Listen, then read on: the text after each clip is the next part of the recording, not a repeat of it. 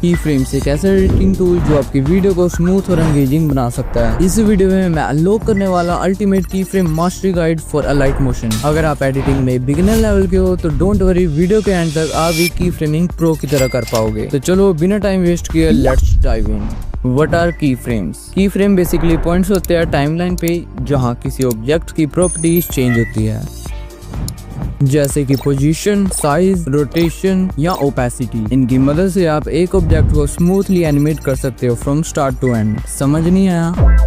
चलो देखते हैं ये कैसे काम करता है। मैंने अलाइट मोशन में आकर अपनी क्लिप को टाइमलाइन पे ऐड कर लिया। सबसे पहले जूम इन इफेक्ट बनाते हैं। यहाँ पर जूम इन इफेक्ट के दो वर्जन होते हैं, first slow zoom in and epic zoom in. Slow zoom in बनाने के लिए मैंने क्लिप सेलेक्ट किया एंड तुम्हें ये मूव एंड ट्रांसफॉर्म का ऑप्शन दिख रहा होगा, यहीं से सारी की फ्रेमिंग होगी। सो फर्स्टली आपको ये थर्ड ऑप्शन स्केल का दिख रहा होगा, उस पे आना है। आपको ये डायमंड शेप का आइकन दिख रहा होगा जो की स्केलिंग के लिए है। मैं इस पे क्लिक करूंगा एंड वो क्लिप पे ऐड हो जाएगा। उसके बाद मैं इसकी एंडिंग में जाकर उसके स्केल को बढ़ा दूंगा। अब मैंने ये क्लिप साइज को बढ़ा दिया तो ऑटोमेटिकली ये की फ्रेम ऐड हो जाएगा। देन मैं इसे प्ले करूंगा तो ये clip slowly smoothly zoom in होगा। और अगर बात आती है एपिक जूम इफेक्ट की तो उसका गेम है की फ्रेम डिस्टेंस। अगर की फ्रेम एक दूसरे से दूर होंगे तो मोशन स्लो दिखेगा और अगर की फ्रेम एक दूसरे के पास होंगे तो मोशन फास्ट होगा। मैं एपिक जूम क्रिएट करने के लिए की फ्रेम्स को क्लोज में रखता हूँ ताकि जूम इफेक्ट फास्ट और इम्पैक्टफुल लगे। आप की फ्रेम्स को ड्रैग करके उनके डिस्टेंस को इजीली एडजस्ट कर सकते हो। अगला और सबसे इम्पोर्टेंट पार्ट है की फ्रेम एनिमेशन, जो कंट्रोल करता है कि मोशन की फ्रेम्स के बीच में कैसे फ्लो करता है। इसमें तीन मेन कैटेगरीज होती है, ईज इन, ईज आउट और ईज। पहले ईज इन स्टार्ट होता है स्लो एंड एंड होता है फास्ट। ये मोशन को स्मूथली स्पीड अप करता है। ये ग्राफ अलाइट मोशन प्रोवाइड करता है, सो टेंशन नहीं लेनी। अगला है ईज आउट, जो ईज इन का रिवर्स होता है, स्टार्ट होता है फास्ट एंड होता है स्लो। ये मोशन को स्मूथली स्टॉप करता है। ये ग्राफ भी अलाइट मोशन में प्रोवाइडेड है। फाइनली ईज एनिमेशन सबसे स्मूथ फ्लो क्रिएट करता है दोनों इफेक्ट्स को कंबाइन करके। शुरुआत होती स्लो, बीच में स्पीड पकड़ता है और एंड में फिर से धीरे हो जाता है। स्टार्ट और एंड दोनों स्मूथ होते हैं। ये ग्राफ भी लाइट मोशन प्रोवाइड करता है। अब चलो इन एनिमेशन को एक्शन में देखते हैं। मैं एक कार क्लिप को टाइमलाइन पे ड्रॉप करता हूँ और इसको सिलेक्ट करके मूव एंड ट्रांसफॉर्म में जाके इसको थोड़ा सा रीसाइज करके इसकी पोजीशनिंग को लेफ्ट साइड पे कर देता हूँ। नाउ इसको एनिमेट करने के लिए क्लिप की स्टार्टिंग में की फ्रेम लगा के प्ले हेड को 2 सेकंड फ्रेम तक आगे ले जाता हूँ एंड कार को राइट साइड मूव करता हूँ। इसको प्ले करके देखते हैं तो ये लीनियर मोशन में एनिमेट हो रहा है। अब इसे और भी कूल बनाते हैं। जस्ट एक ग्राफ के आइकन पे क्लिक करूंगा जिससे ग्राफ एडिटर ओपन होगा। जो एनिमेशन प्रीसेट्स हमने पहले डिस्कस किए थे, सेम इन, आउट और ईज ऑप्शंस, वही यहाँ पे भी अप्लाई होते हैं। मैं एक प्रीसेट को चूज करता हूँ और बूम, ग्राफ के हैंडल्स अपने आप एडजस्ट हो जाते हैं और साथ ही मैं बेजियर हैंडल्स को बिल्कुल अपने हिसाब से एडजस्ट कर सकता हूँ, जिससे मुझे फुल कंट्रोल मिल जाता है एकदम कस्टम एनिमेशन कर्व बनाने के लिए। उससे पहले ये ग्राफ एडिटर को समझ लो। ये एरिया में जो ऊपर नीचे वाले पार्ट है ये स्लो वाले है एंड जो राइट और लेफ्ट वाले है ये फास्ट वाले है। समझने लगी?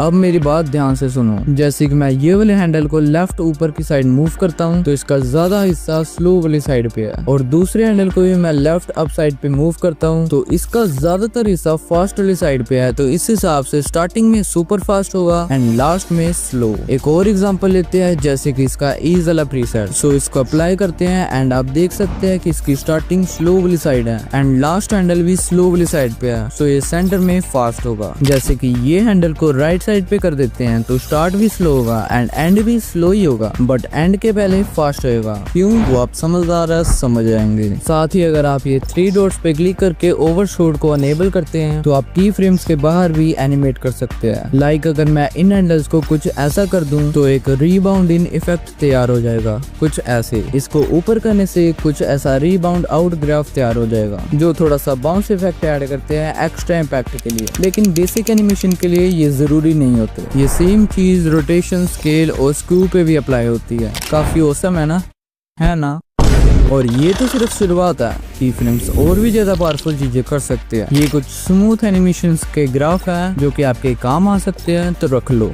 नहीं चाहिए। रख लो। लास्ट इफेक्ट है करेक्टर शिफ्टिंग एनिमेशन। मैं सबसे पहले करेक्टर को टाइमलाइन पे ऐड करता हूँ, देन करेक्टर को लेफ्ट साइड पर पोजीशनिंग करके प्ले हेड को 1 सेकंड फ्रेम पे ले आएंगे एंड की फ्रेम को पोजीशनिंग एंड रोटेशन पर अप्लाई करेंगे। नाउ करेक्टर की स्टार्टिंग में आके इसको 15 डिग्री पे रोटेट कर देंगे एंड नीचे को स्लाइड कर देंगे। मैं इनमें ईज की फ्रेम ग्राफ दे देता हूँ, आल्सो रोटेशन पे भी देना है। मैं इसे प्ले करता हूँ तो ये स्मूथली फ्रेम में आ रहा है। ये थोड़ा लीनियर इफेक्ट ना लगे इसलिए मैंने 20 फ्रेम आगे आके इसमें थोड़े से चेंजेस किया, लाइक थोड़ा रोटेट कर दिया एंड अगेन 20 फ्रेम आगे आके दोबारा करना है। आल्सो ईज ग्राफ दे सकते हो, आपकी मर्जी। जो लास्ट की फ्रेम है उसके 1 सेकंड फ्रेम आगे आना है, लाइक मेरा 2.05 सेकंड पे है तो मैं 3.05 सेकंड पर आ जाता हूँ। नाउ करेक्टर को राइट साइड को मूव करेंगे एंड की फ्रेम ऑटोमेटिकली ऐड हो गया एंड आल्सो रोटेशन में भी थोड़े से चेंजेस करेंगे एंड अगेन 20 फ्रेम आगे आके फिर से थोड़े से चेंजेस करेंगे। वेट, ये जब स्लाइड कर रहा है इसके पीछे में ग्राफ नहीं है। इसमें सबसे पहले इस ग्राफ को सिलेक्ट करेंगे, कुछ ऐसा क्वाड इस ग्राफ देना है जो सेंटर में एकदम फास्ट हो। आल्सो इस ग्राफ की जगह पर जहाँ पे फास्ट हो रहा है वहाँ पे अपना प्ले हेड रखना है, कुछ ऐसे। एंड इस लेयर को ये वाला बटन दबा के डुप्लीकेट कर लेना है। नाउ डुप्लीकेट लेयर को सिलेक्ट करना है एंड इसके कलर एंड फिल पे आना है। नाउ ये बटन दबा के अपना दूसरा करेक्टर सिलेक्ट कर लेना है। अब ये फर्स्ट करेक्टर को सिलेक्ट करना है, आपका जहाँ पे प्ले हेड रखवाया था वहीं से ये वाला बटन दबा के इसका अगला पार्ट कट कर देना है एंड डुप्लीकेट लेयर को सिलेक्ट करना है एंड इसका पिछला पार्ट कट कर देना है। अगर आपका डुप्लीकेट लेयर थोड़ा फिट अच्छे से ना बैठे तो उसके कलर एंड फिल पे आके इसको फिट पे सेट करना है एंड स्केल को बढ़ा लेना, लाइक फर्स्ट करेक्टर के हिसाब से। एंड लास्टली इफेक्ट में जाके मोशन ब्लर नाम से एक इफेक्ट डाल देना जिसकी वैल्यू को 0.50 पर सेट करना है एंड ये दोनों लेयर पे देना है। सो ये रहा फाइनल रिजल्ट और बस मेरा हो गया। अभी तुमने की फ्रेम्स का मैजिक अनलॉक कर लिया, smooth zooms, key frame on effects, colour shifting और character shifting like a pro. और लाइट मोशन का प्रो वर्जन चाहिए तो टेलीग्राम पे आ जाओ, वहाँ पे मिल जाएगा। अगर ये वीडियो थोड़ी सी भी हेल्पफुल लगे तो आपको पता है क्या करना है। और चैनल पे और भी एडिटिंग टिप्स एंड ट्रिक्स मिलेंगी तो जाओ जाके ये वाली वीडियो पे क्लिक करो और 3D एडिटिंग सीखो। मैं आपको वहीं पे मिलूंगा।